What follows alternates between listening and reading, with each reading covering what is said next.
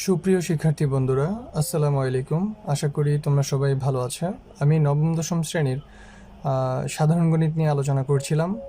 আমি অধ্যায় 1-এর অর্থাৎ বাস্তব সংখ্যার 1 থেকে 8 পর্যন্ত এমসিকিউ নিয়ে আলোচনা করেছি।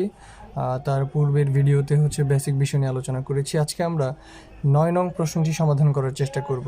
এখানে বলা আছে, প্রমাণ করো যে প্রতিটি সংখ্যাই অমূলদ সংখ্যা। অর্থাৎ এই যে √5, √7 এবং √10 এবং √3, এই যে চারটি যে সংখ্যা আছে এই সবগুলোই কি সংখ্যা?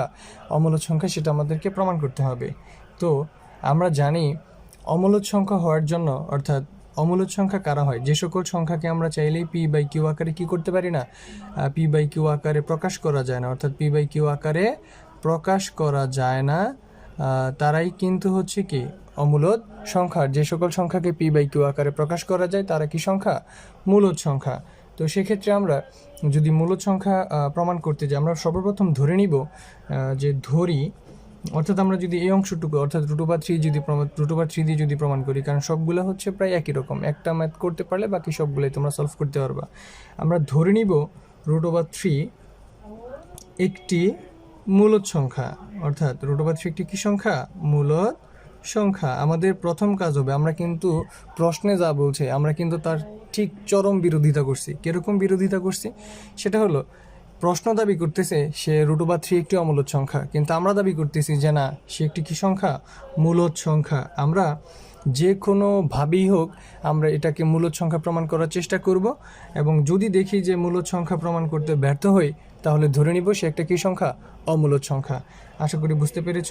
আসলে মূলদ সংখ্যা দুইটা অংশ থেকে কিন্তু হয়। মূলদ সংখ্যা আমরা জানি যে একটা সেটা হবে পূর্ণ সংখ্যা, প্রথমত সেটা হয় পূর্ণ সংখ্যা, এবং অথবা সেটা যদি হয় কি সংখ্যা? ভগ্নাংশ সংখ্যা, যেটাকে আমরা চাইলে সাধারণ ভগ্নাংশ বলতে পারি। অর্থাৎ পূর্ণ সংখ্যা শূন্য সকল ধনাত্মক মান এবং ঋণাত্মক মান, এবং ভগ্নাংশ কি হয়? যেটাকে আমরা চাইলে p/q আকারে প্রকাশ করাইতে কি পারি।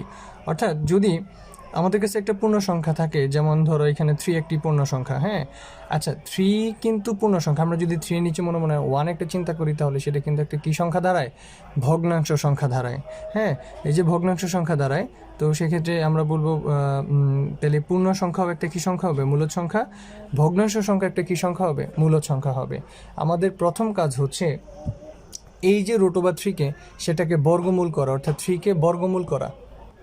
√3কে যদি আমরা বর্গ করি, যে এখানে √3 এটাকে বর্গ করে যদি ইকুয়াল করি, তাহলে তার মানটা দাঁড়াবে 1.732। এটা আমাদের বর্গমূলের মান। আমাদের প্রথম কাজ যেভাবেই হোক তাকে কি দেখানো? পূর্ণ সংখ্যা দেখানো। যদি আমরা এই √3কে পূর্ণ সংখ্যায় প্রকাশ করতে পারি, তাহলে সে একটা কি সংখ্যা হবে? অবশ্যই সে মূলদ সংখ্যা হবে, অথবা না। এবং যদি আমরা ভগ্নাংশ সংখ্যা প্রমাণ করতে পারি, তাহলে সে একটা কি সংখ্যা হবে? মূলদ সংখ্যা হবে। তো আমরা দেখতেছি √3কে, অর্থাৎ 3কে √3 করলে 1.732 এরকম একটা সংখ্যা চলে আসে। আমাদের এখন কাজ এই 1.7 চাইতে খুব কাছাকাছি এমন একটা মান যাকে পূর্ণবর্গ করা যায়, অর্থাৎ বর্গমূল করা যায়। যেমন খুব কাছাকাছি একটা মান, এবং এই যে 1.7 চাইতে একটু বড় মান নিব আমরা, যে মানটাকে কি করা যায়? বর্গমূল করা যায়, অর্থাৎ বর্গমূল করলে একটি পূর্ণ সংখ্যা আসে। তো আমরা এই যে 1.7 চাইতে খুব কাছাকাছি একটা সংখ্যা 1 নিতে পারি। আমরা যদি 1 নিই, 1কে বর্গমূল করলে কিন্তু 1ই দাঁড়ায়, তাই না?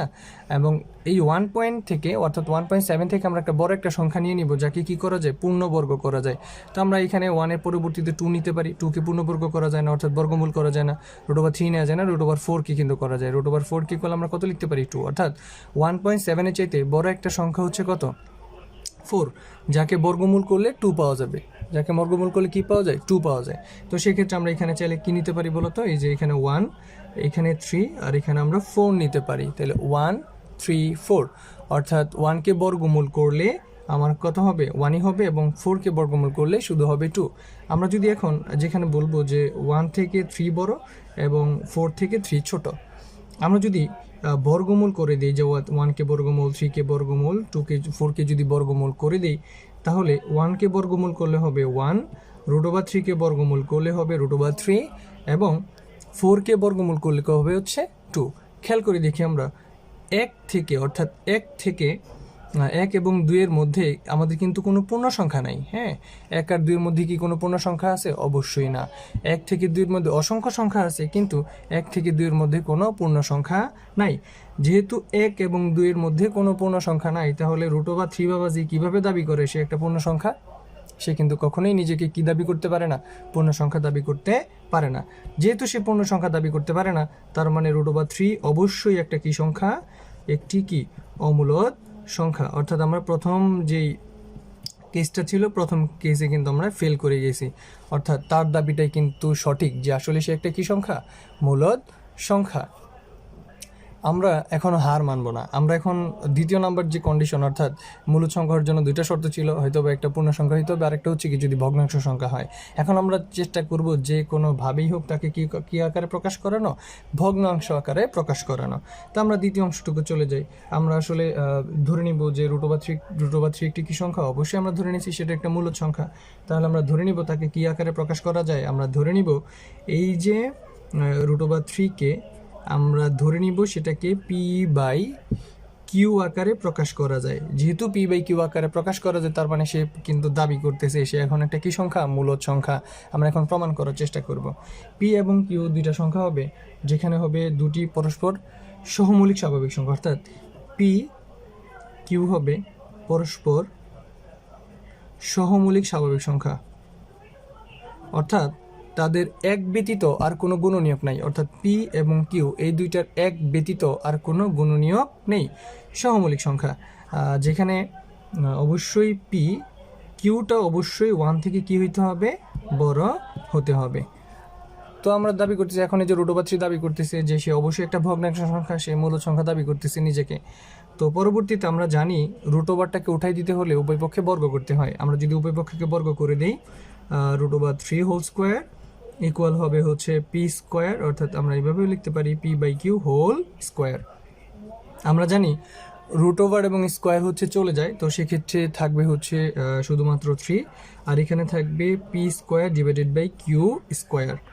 আমরা যদি উভয় পক্ষে কিউ দ্বারা গুণ করে দিই, তাহলে সেক্ষেত্রে দাঁড়াবে 3q ইকুয়াল হচ্ছে p square q divided by q square. তাহলে আমাদের আসলে এখানে উভয় পক্ষে আমরা কিউ দ্বারা গুণ করে দিছি। কিউ দিয়ে গুণ করে দেওয়ার পর আমরা যদি বলি এখানে থাকে 3q, এই যে কিউ দিয়ে কিউকে কাটাকাটি করলে তাহলে থাকবে p square divided by q. একটা জিনিস আমরা যদি নোটিস করি সেটা হচ্ছে এই যে 3q এটা কিন্তু একটা পূর্ণ সংখ্যা। কি সংখ্যা? পূর্ণ সংখ্যা। কিন্তু আবার পি স্কোয়ার বাই কিউ এটা কিন্তু একটা ভগ্নাংশ সংখ্যা। আসলে একটি পূর্ণ সংখ্যা এবং ভগ্নাংশ সংখ্যা কখনোই সমান হতে পারে না। অর্থাৎ 3q আর পি স্কোয়ার বাই কিউ তারা কখনোই কি হইতে পারবে না? সমান হইতে পারবে না, কারণ ভগ্নাংশর পূর্ণ সংখ্যা কখনো কি হয় না? সমান হয় না। তার মানে আমরা যে লেখাটা লিখছি যে 3q, আমরা এইভাবে বলতে পারি যে 3q একটি কি সংখ্যা? পূর্ণ সংখ্যা, এবং পি স্কোয়ার বাই কিউ একটি ভগ্নাংশ সংখ্যা। অর্থাৎ দুজন কি হইতে পারে না? সমান হইতে পারে না। তাহলে p square by q not equal কত? কিউ। অর্থাৎ ভগ্নাংশ সমান হইতে পারে। যেহেতু ইনি আর ইনি যদি কি সমান হইতে না পারে, তাহলে সেক্ষেত্রে আমরা কখনোই √3-কে p/q আকারে প্রকাশ করাইতে পারি না। যেহেতু √3-কে p/q আকারে প্রকাশ করতে পারি না, তার মানে অবশ্যই √3 একটি কি সংখ্যা? অমূলদ সংখ্যা। √3 একটি অমূলদ সংখ্যা। আশা করি তোমরা ব্যাপারটা বুঝতে পেরেছ যে √3 একটি কি সংখ্যা? অমূলদ সংখ্যা। তার মানে আমরা বলবো যে মূলদ সংখ্যা হওয়ার জন্য সে দুইটা শর্তকে মেনটেন করে নিতে হবে। তার প্রথমত হচ্ছে তাকে পূর্ণ সংখ্যা হইতে হবে, অথবা কি হইতে হবে? ভগ্নাংশ সংখ্যা হইতে হবে। তো প্রথমে পূর্ণ সংখ্যা সে নিজেকে দাবি করতে পারে নাই, তার মানে সে একটি অমূলদ সংখ্যা। পরবর্তীতে ভগ্নাংশ সংখ্যাও সে দাবি করতে পারে নাই, তার জন্য সে একটি কি সংখ্যা? অমূলদ সংখ্যা। একইভাবে তোমরা √5, √7, √10 এই বাকি যে ম্যাথগুলো আছে সেগুলো তোমরা আশা করি করতে পারবা। তো এইখানে একটু খেয়াল করবা, তোমাদের বইয়ে আসলে এইখান থেকে সমাধান করে দেয়া আছে, মানে এখান থেকে এ পর্যন্ত সমাধান করে দেয়া আছে। তো এটা আসলে প্রথম অংশটুকু করে নিতে হয়। তো আশা করি তোমরা বুঝতে পেরেছো। যদি এই প্রথম অংশটুকুতে যদি কোথাও সমস্যা হয় অবশ্যই কমেন্ট বক্সে জানাবা। সবাইকে অসংখ্য ধন্যবাদ। আসসালামু আলাইকুম।